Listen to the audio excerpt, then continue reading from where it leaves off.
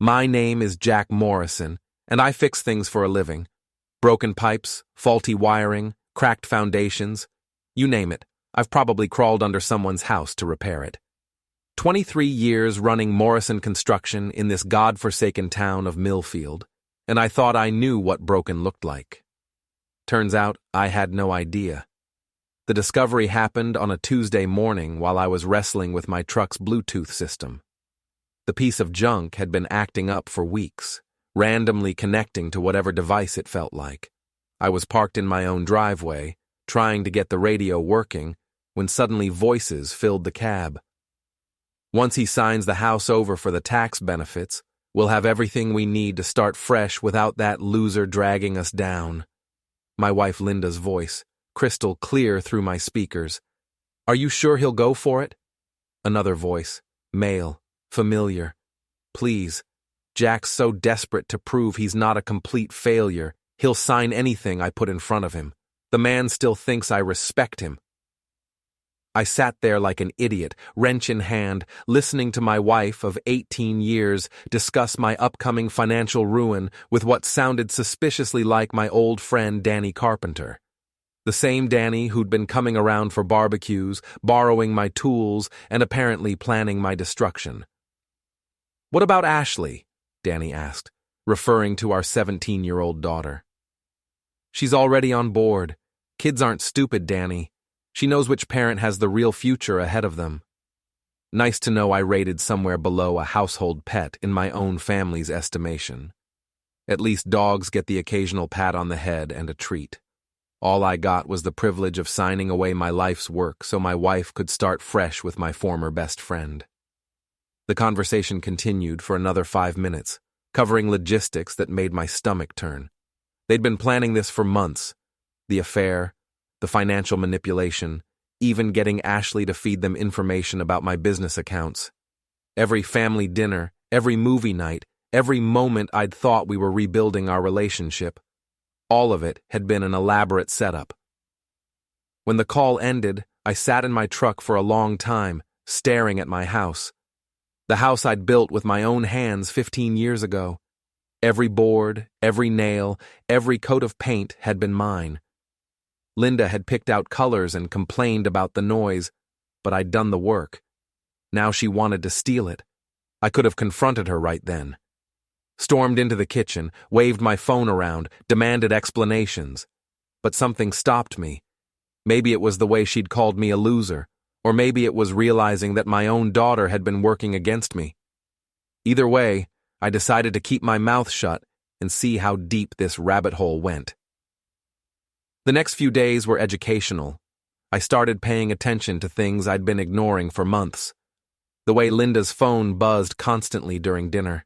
How Ashley always seemed to know my business schedule better than I did. The fact that Danny had stopped by 3 times in the past week, always when I was supposedly out on jobs. I also noticed that Linda had been pushing hard for me to sign some papers her lawyer friend had drawn up. Tax advantages, she kept saying. We need to restructure the business ownership for better liability protection. All very reasonable sounding, all complete nonsense designed to transfer everything I owned into her name.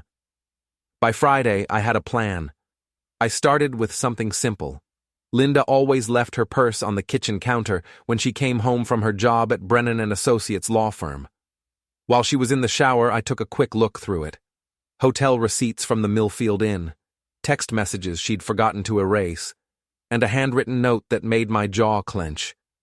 Remember, make sure he signs everything before we make the move. Once it's done, we can stop pretending. I photographed everything with my phone, then put it all back exactly where I'd found it. That evening, Linda brought up the papers again over dinner. Jack, honey, I really need you to look at those documents. My lawyer says we're running out of time on the tax benefits.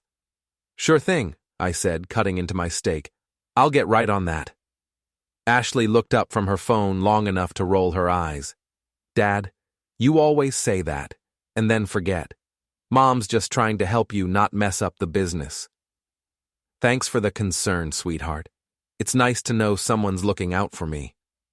Before we dive deeper into this story, I have one small request.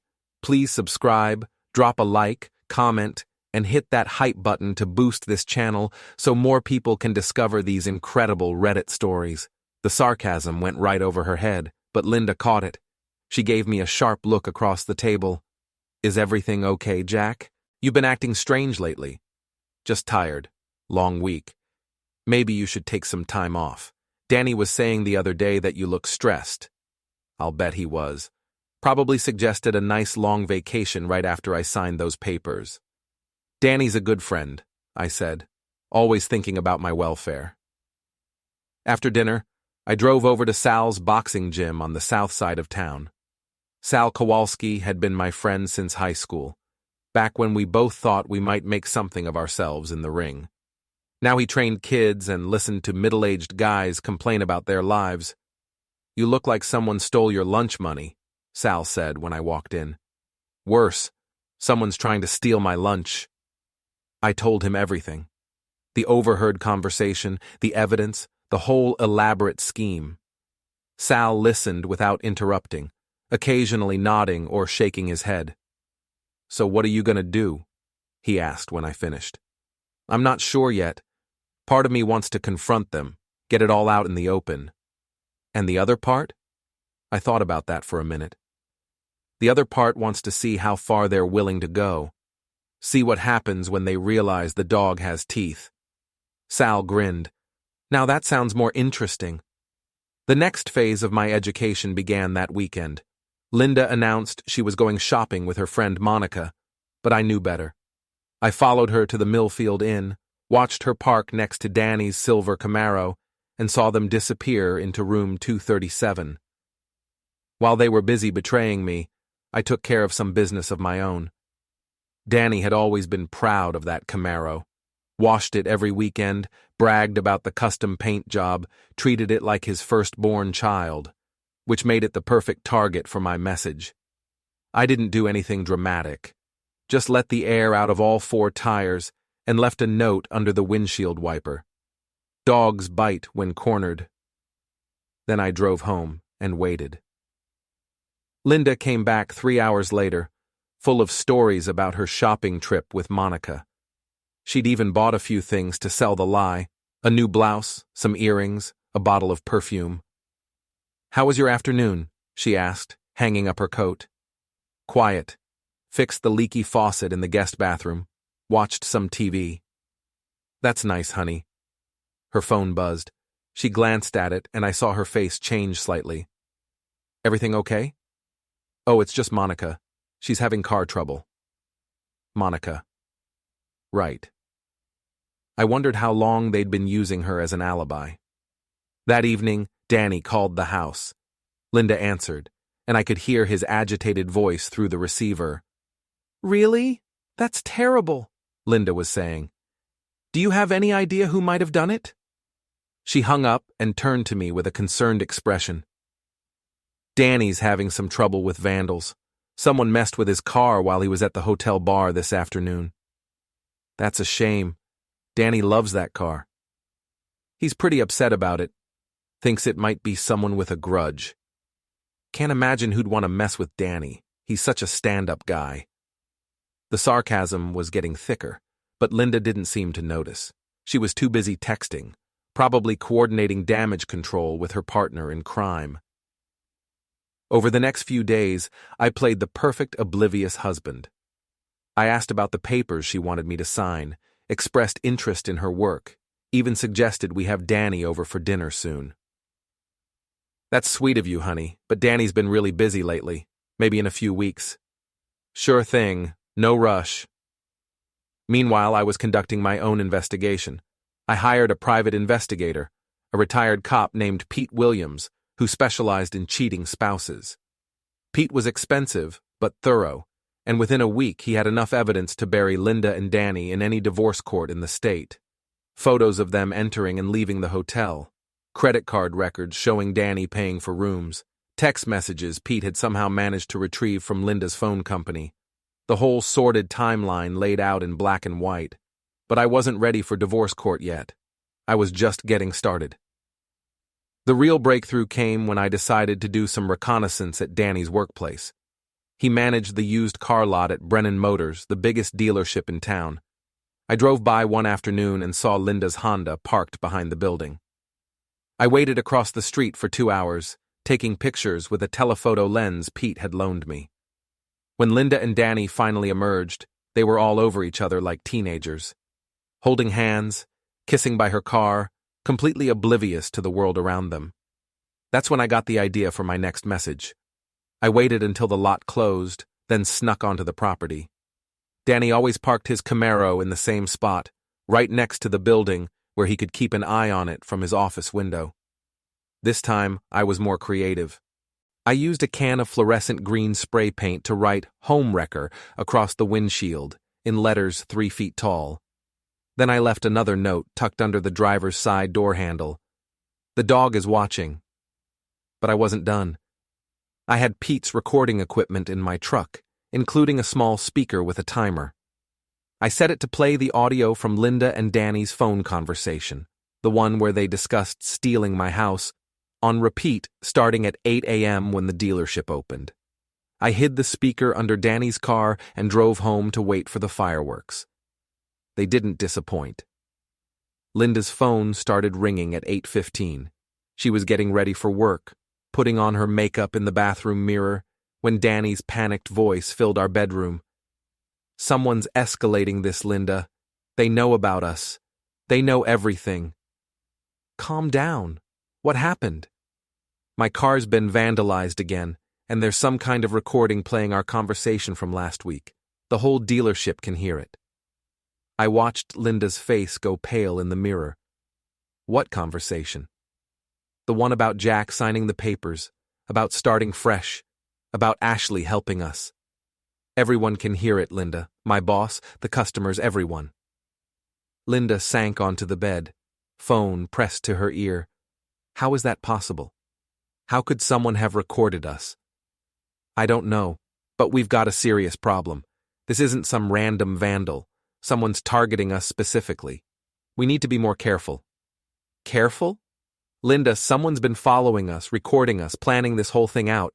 This is way beyond careful." After she hung up, Linda sat on the bed for a long time, staring at nothing. I pretended to be getting dressed for work, but I was watching her in the peripheral vision. "Everything okay?" I asked. "Danny's having more car trouble. Some kids are apparently targeting him." "That's weird. Why would kids go after Danny specifically?" "I don't know. Random violence, I guess." "Maybe he should call the police." Linda's head snapped up. "No, I mean, it's probably not worth bothering them over some pranks." "Pranks? Didn't you say it was vandalism?" "Well, yes, but it's not that serious." I could see the wheels turning in her head. Calling the police would mean reports, investigations, questions about why Danny was being targeted. The last thing she wanted was official scrutiny of their relationship. "If you say so, but if it gets worse, Danny should definitely report it." "Right, of course." She was rattled. Good. It was about time Linda realized that actions have consequences. That afternoon, I got a call from Ashley's school. She'd been in a fight with another student and needed to be picked up immediately. When I arrived at Millfield High, I found Ashley sitting in the principal's office with a split lip and a defiant expression. "What happened?" I asked. Principal Martinez answered for her. Ashley got into an altercation with another student who was apparently making comments about her family. "What kind of comments?" Ashley finally spoke up. "Jenny Stevens was saying stuff about Mom. Stupid gossip." "What kind of gossip?" "Nothing important. Just typical high school drama." But I could see it in her eyes. Word was getting around town about Linda and Danny. In a place like Millfield, secrets don't stay buried for long, especially when someone's actively digging them up. On the drive home, Ashley was unusually quiet. "Want to tell me what really happened?" I asked. "Jenny Stevens is a witch. She was saying Mom's having an affair with Danny Carpenter." "And that made you angry enough to hit her?" "She was lying about our family. I wasn't going to just stand there and take it." I felt a stab of something, guilt, maybe, or pity. Ashley was defending a mother who was planning to destroy both of us. Ash, what would you do if you found out someone in our family was lying to you? Someone you trusted? She looked at me suspiciously. What do you mean? Just hypothetically. If you discovered that someone you loved had been deceiving you for months, planning to hurt you, what would you do? I'd want to know why, and I'd want them to pay for it. Even if it was someone in our family?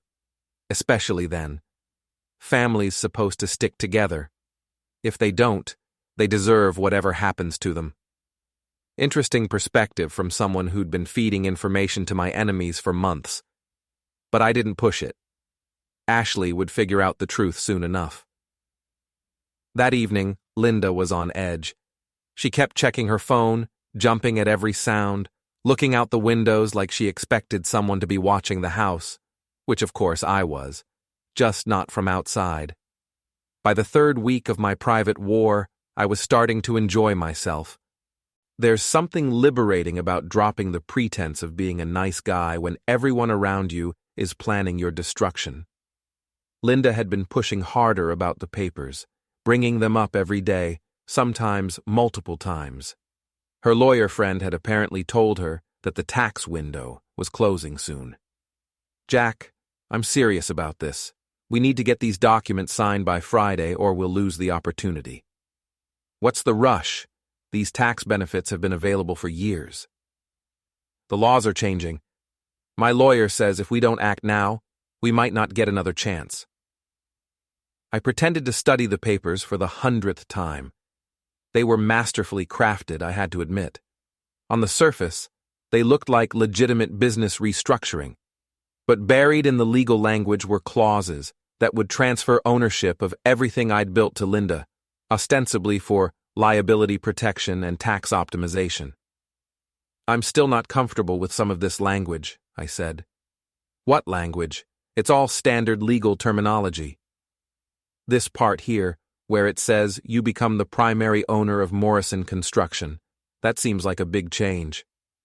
It's just paperwork, Jack. You'll still run the business day to day. This is just for legal protection. And this section about the house? Same thing. If someone sues the business, they can't touch our home. All very reasonable sounding, all complete lies. I think I want to have my own lawyer look at this. Linda's face went rigid.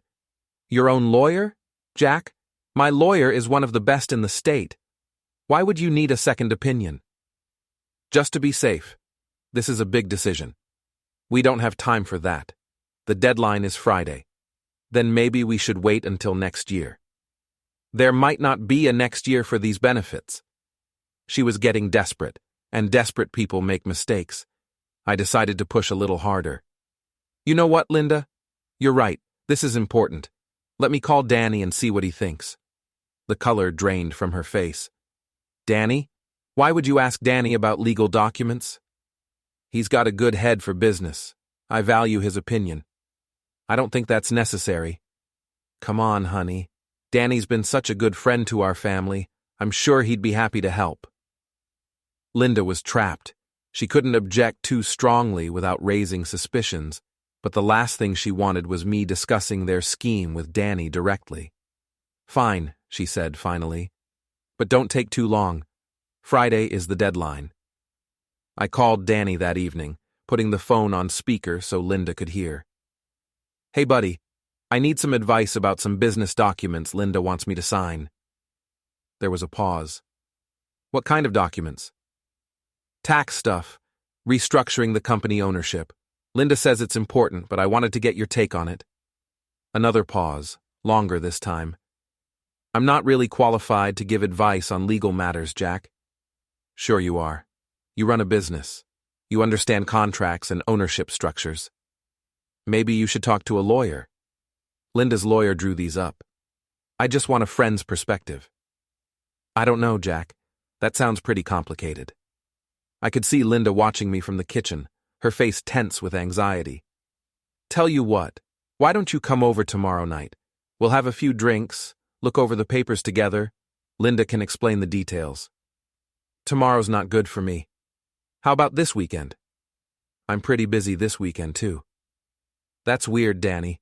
You used to love coming over here. Remember all those barbecues we had? All those evenings talking about life, making plans for the future? Yeah, well, things change. They sure do.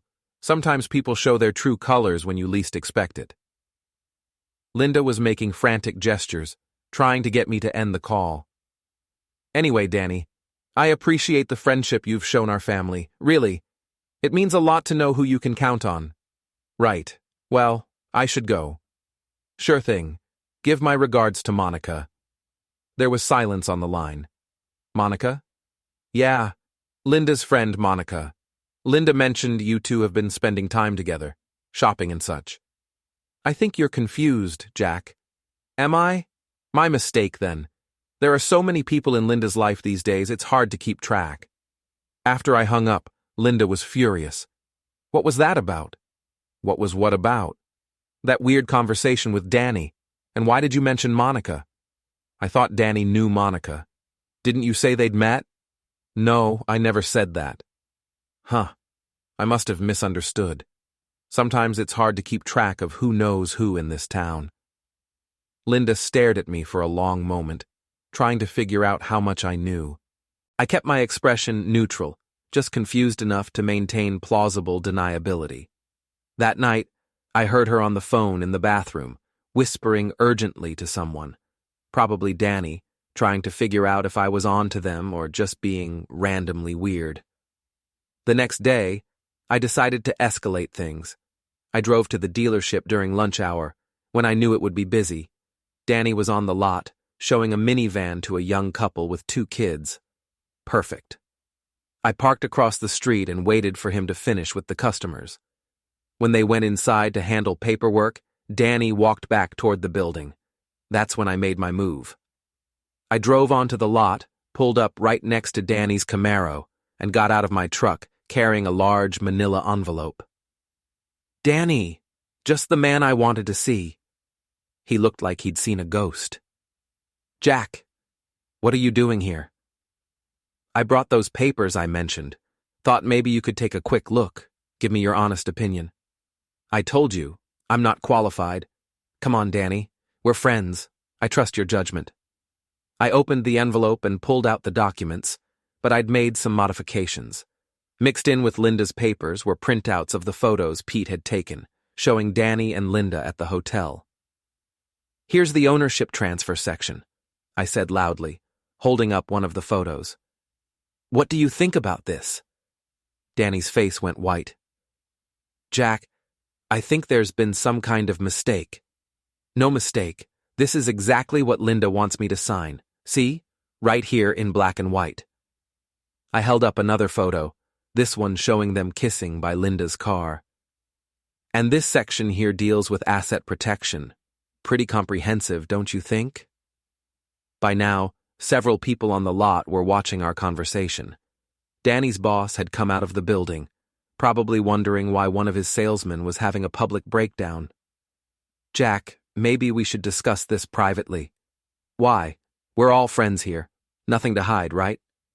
I pulled out the final photo, a close-up shot of them entering the hotel room together. This last section is the most interesting. It's all about trust and loyalty, family values, the kind of thing that really matters in a small town like this. Danny grabbed for the photos, but I stepped back. Careful there, buddy. These are important documents. Wouldn't want anything to happen to them. Mr. Morrison? Danny's boss had walked over. Is everything all right here? Everything's perfect, Mr. Brennan.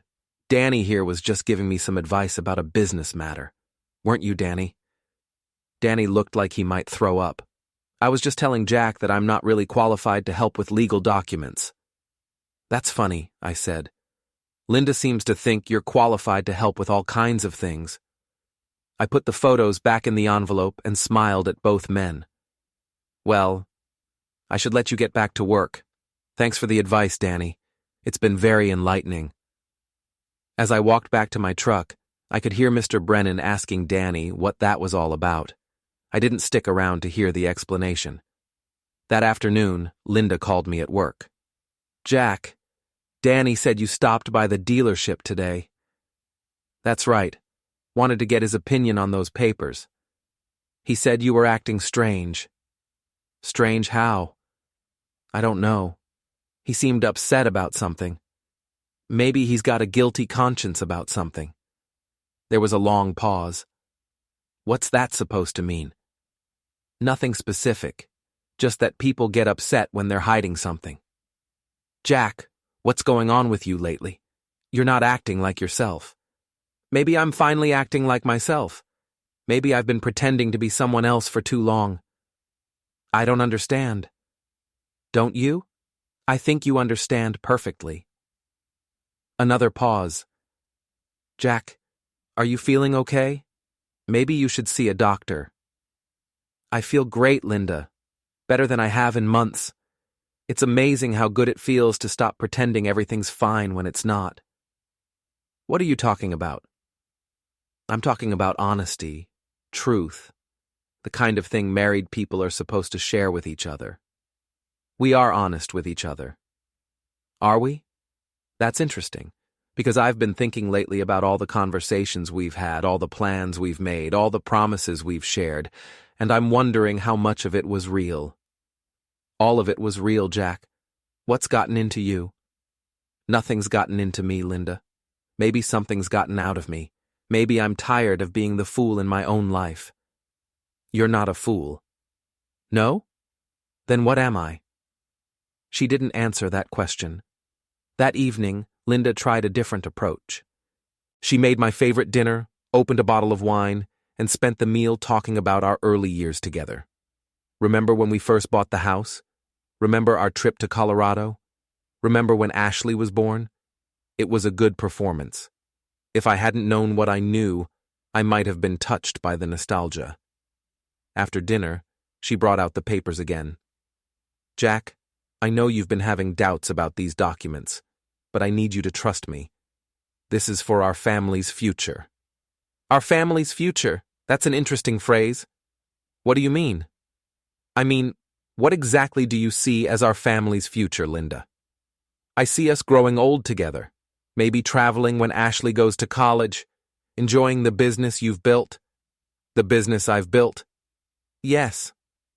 That you want me to sign over to you. For legal protection. Right. Legal protection. I picked up the papers and flipped through them slowly. You know what, Linda? You're absolutely right. This is about our family's future, and I think it's time we were completely honest about what that future looks like. Her eyes lit up. She thought she'd won. So you'll sign them? Oh, I'll sign something. But first, I think we need to have a family meeting. Get everyone together. Ashley, you, me. Maybe invite some friends. Danny, for instance. The light in her eyes flickered. Why do we need a family meeting? Because this affects everyone. And I believe in transparency. No more secrets. No more hidden agendas. Everything out in the open. I don't think that's necessary. I do. In fact, I insist on it. Linda was trapped again. She couldn't object too strongly without admitting there were secrets to hide. When were you thinking? How about this weekend? We could have a little party. Invite the whole gang. Make it a celebration. A celebration of what? I smiled at her, and for the first time in weeks, it was a genuine smile. A celebration of truth, Linda, the one thing that's been missing from our lives lately. I spent Friday morning making phone calls. Not to Linda's friends. I had other plans for them. I called the people who mattered, Sal from the gym, Pete the private investigator, and a few other guys from my construction crew who'd known me long enough to deserve the truth. I also called Linda's sister Beth, her mother Margaret, and a handful of neighbors. If Linda wanted a family meeting, she was going to get one she'd never forget. Jack, what's all this about? Linda asked, when she came home to find me setting up folding chairs in our living room. The family meeting we discussed. I thought we'd make it a real event. I didn't realize you were inviting the whole neighborhood. Just a few close friends and family members. People who care about our future. Ashley came downstairs, took one look at the setup, and frowned. "What's going on?" "Your father's having some kind of midlife crisis," Linda said. "I prefer to think of it as a midlife awakening," I corrected. "Ashley, I'm glad you're here. This concerns you, too." "What concerns me?" "Family loyalty, trust, the importance of honesty in relationships." Ashley and Linda exchanged a look. They were both getting nervous. The first guests arrived at 6 o'clock. Sal showed up with a six-pack and a grin, clearly expecting entertainment. Pete came next, carrying a briefcase that made Linda's eyes narrow with suspicion. "Who's that?" she whispered to me. "Pete Williams. He's been helping me with some research." "What kind of research?" "The kind that reveals truth." Linda's mother, Margaret, arrived with her usual disapproving expression, followed by Linda's sister, Beth, and her husband, Tom. The neighbors came next, the Hendersons from next door, the Millers from across the street, and old Mrs. Patterson, who knew everyone's business in a 6-block radius. By 7 o'clock, we had 20 people crowded into our living room. The only person missing was Danny. "Shouldn't we wait for Danny?" I asked Linda innocently. "Danny's not coming." "That's too bad. I was really hoping he could be here for this." "For what, exactly?" I stood up and looked around the room at all the expectant faces. "Thank you all for coming tonight. Linda and I wanted to share some important news about our family's future." Linda was staring at me like I'd lost my mind. As most of you know, Linda's been encouraging me to sign some business documents that would restructure Morrison Construction. She says it's for tax benefits and legal protection. Murmurs of interest from the crowd. But before I make such an important decision, I thought it was crucial to get all the facts out in the open. Complete transparency. No secrets between family and friends. I nodded to Pete, who opened his briefcase and pulled out a thick folder. "Pete here is a private investigator. Over the past few weeks, he's been helping me understand some things about my family that I apparently missed." Linda had gone pale. "Jack, what are you doing?" "I'm being honest, Linda, like you always said we should be." I took the folder from Pete and opened it. For instance, I learned that Linda has been spending a lot of time at the Millfield Inn. Room 237, specifically. I held up the first photograph. Linda and Danny entering the hotel room together. The room went silent. I also learned that these visits weren't alone. She's been meeting with Danny Carpenter, who many of you know as our former friend and neighbor. I held up the second photo. Linda and Danny kissing by her car. Margaret gasped. Beth put her hand over her mouth. The neighbors leaned forward to get a better look. But the most interesting discovery was this conversation, which was accidentally recorded when Linda's phone connected to my truck's Bluetooth system. I nodded to Pete, who pulled out a small speaker and pressed play. Linda's voice filled the room. "Once he signs the house over for the tax benefits, we'll have everything we need to start fresh without that loser dragging us down." The room erupted. Margaret started crying. Beth began shouting at Linda. The neighbors were talking over each other, and Ashley was staring at her mother with a look of complete betrayal. "Jack, please," Linda started. "Oh, there's more," I said, raising my voice over the chaos. "Pete, play the part about Ashley." Danny's voice. "What about Ashley?" Linda's voice. "She's already on board. Kids aren't stupid, Danny. She knows which parent has the real future ahead of them." Ashley shot to her feet. "What the heck, Mom? You told Danny I was helping you?" "Ashley, you don't understand." "I understand perfectly. You've been planning to screw over Dad, and you told your boyfriend that I was in on it." "It's not like that." "Then what is it like?" I asked, stepping forward. "Because from where I'm standing, it looks like you've been planning to steal everything I've worked for, destroy our family, and start a new life with Danny Carpenter." Linda looked around the room at all the angry, disappointed faces staring back at her. "You don't understand the whole situation," she said desperately. "Then explain it," I said, "right now, in front of everyone. Tell us the whole truth." I can't." "You can't? Or you won't?" "Jack, please, can we discuss this privately?" No, you wanted me to sign those papers in front of witnesses. Now you can explain why in front of witnesses. Linda broke down crying, but they weren't tears of remorse. They were tears of frustration and anger at being caught. You had no right to spy on me. I had no right? I'm your husband. You're trying to steal my house. It's not stealing. It's restructuring. For whose benefit? She didn't answer.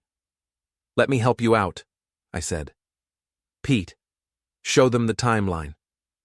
Pete pulled out a chart that laid out the entire scheme. The affair had been going on for 8 months. The plan to manipulate me into signing over my assets had been in development for 6 months.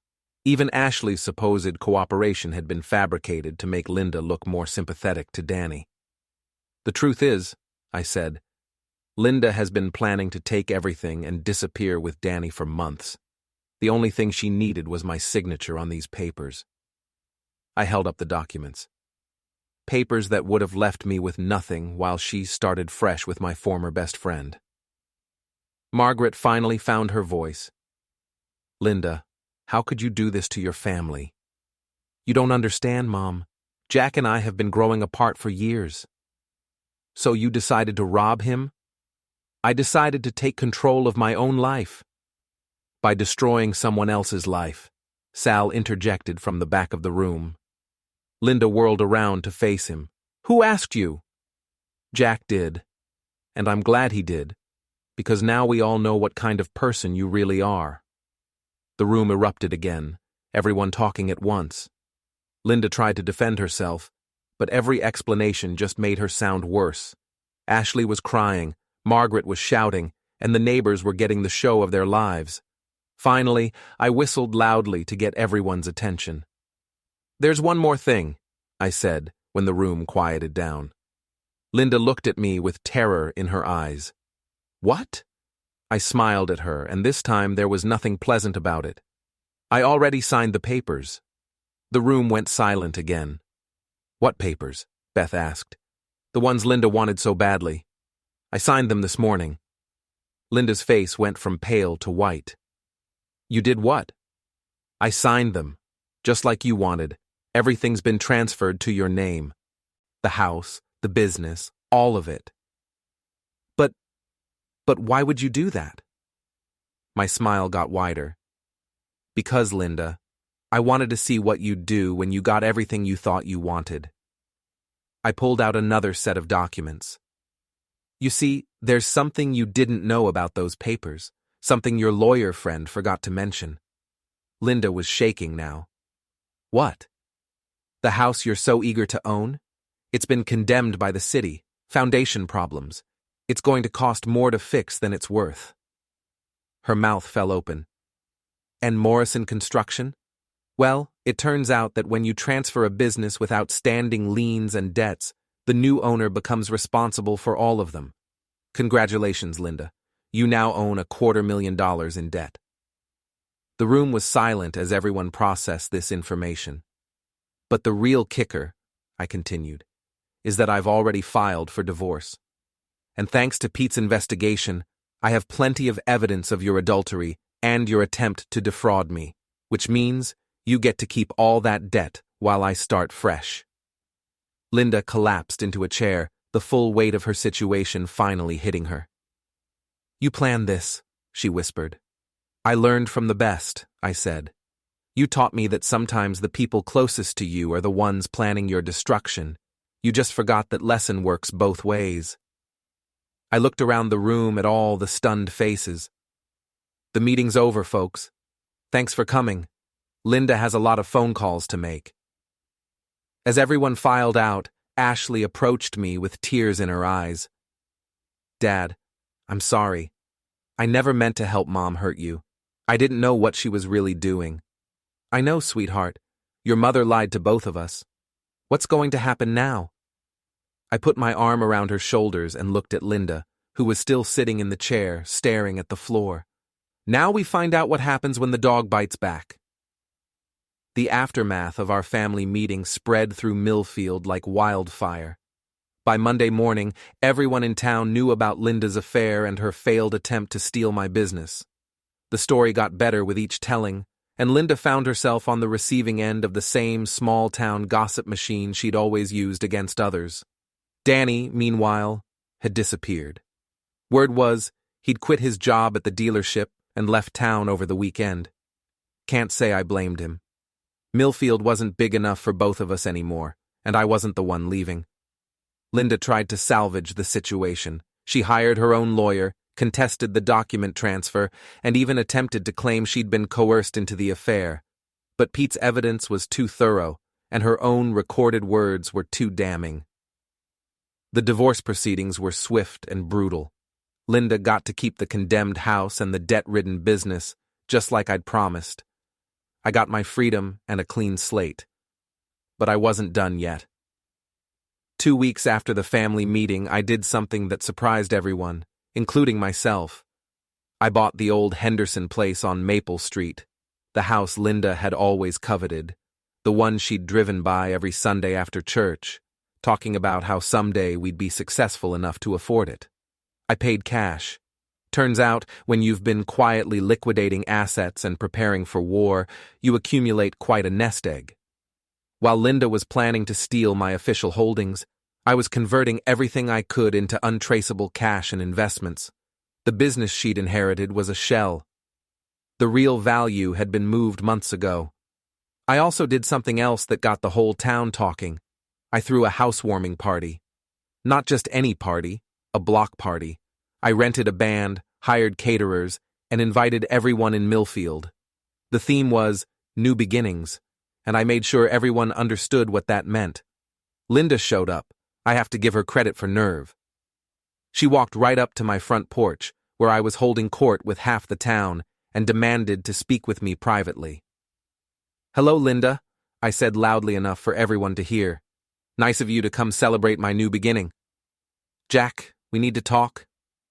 I think we've said everything we need to say to each other. Please, just 5 minutes." I looked around at all the curious faces watching our exchange. I don't think that's a good idea. After all, the last time we talked privately, you were planning to rob me blind. A ripple of laughter went through the crowd. "That's not fair, Jack. You know it wasn't like that." "Wasn't it? Then what was it like, Linda? Explain it to everyone here." She looked around at all the expectant faces and realized she was trapped again. "I made mistakes. I'm willing to admit that." "What kind of mistakes?" I lost sight of what was important." "Such as?" "Our marriage, our family." "Anything else?" She was squirming now, and everyone could see it. "I trusted the wrong people." "Who did you trust?" "Danny. He convinced me that you didn't appreciate me, that I deserved better." This was getting good.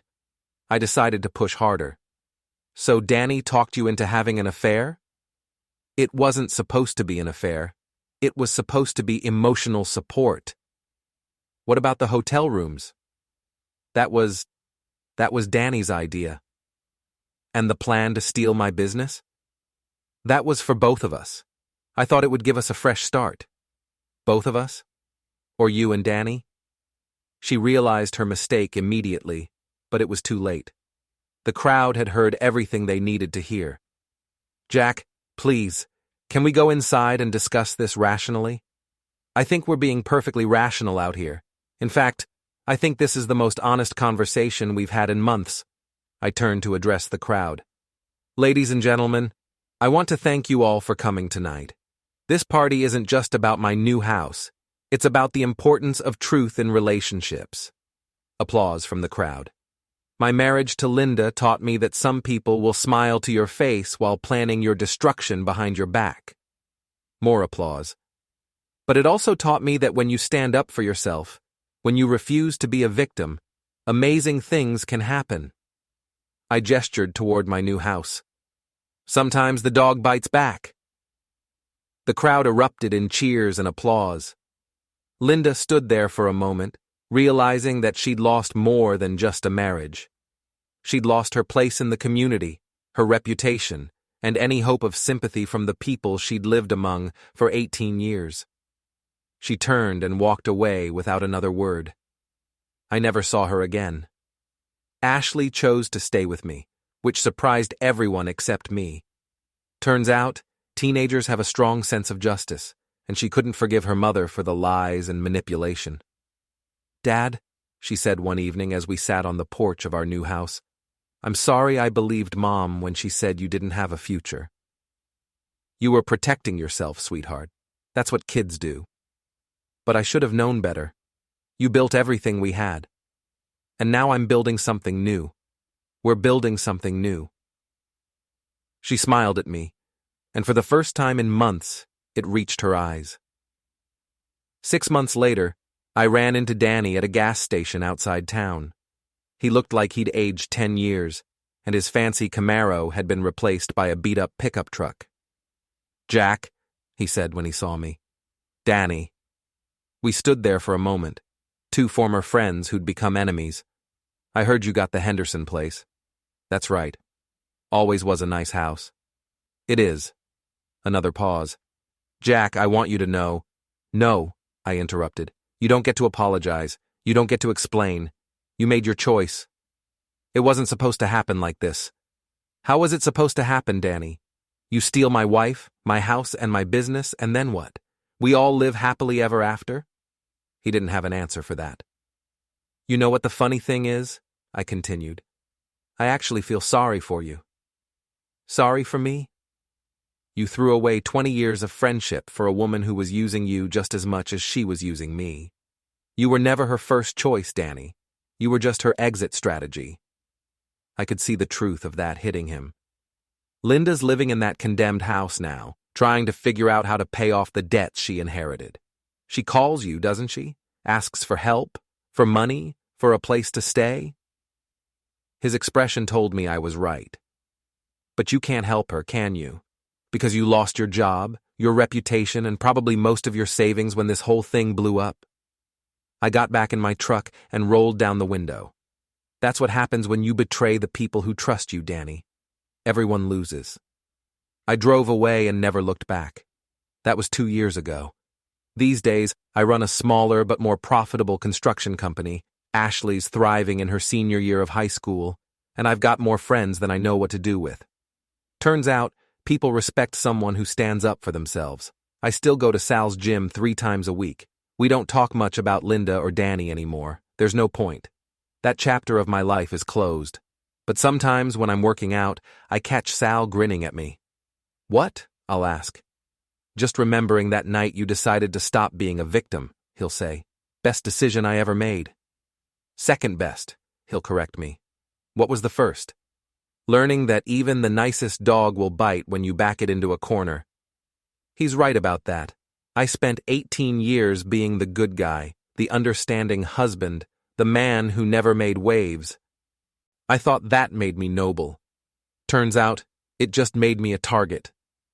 But not anymore. These days, when people in Millfield tell the story of Jack Morrison and his cheating wife, they don't talk about the man who got betrayed. They talk about the man who bit back and won.